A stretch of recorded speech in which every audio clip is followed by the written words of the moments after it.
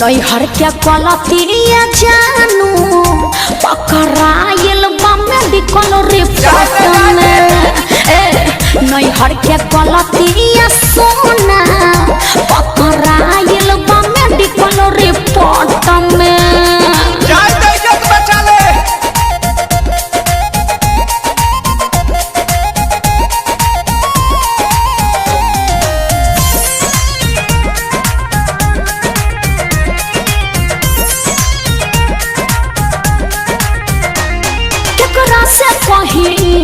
डर लागता ई सब झगड़ा के घर लागता।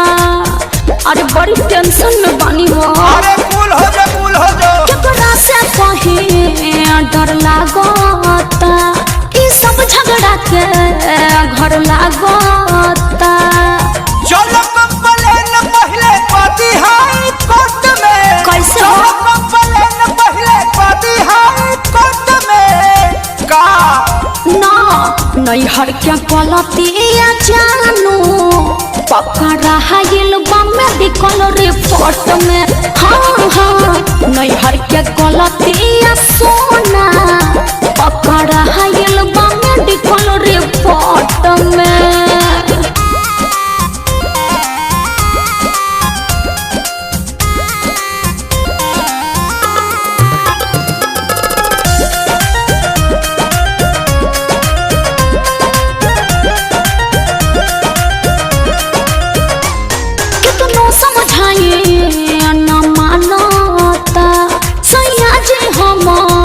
सब जानता अरे का करी कुछ समझ में नहीं आवा। कितनो समझाइए न मानता सैया जी हमार सब जानता। राखो विश्वास रोशन बारे सपोर्ट में। राखो विश्वास पर मध्य बारे सपोर्ट में। सुना ना नैहर क्या गलतिया जानू पकड़ाइल बा मेडिकल रिपोर्ट में। हाँ हाँ नैहर क्या गलतिया सोना पकड़ाइल बा मेडिकल रिपोर्ट में।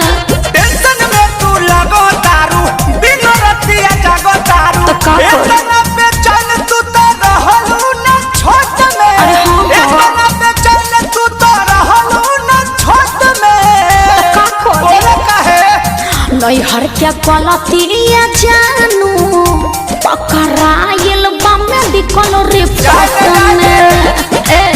नैहर क्या गलतिया सोना पकड़ाइल बा मेडिकल रिपोर्ट में।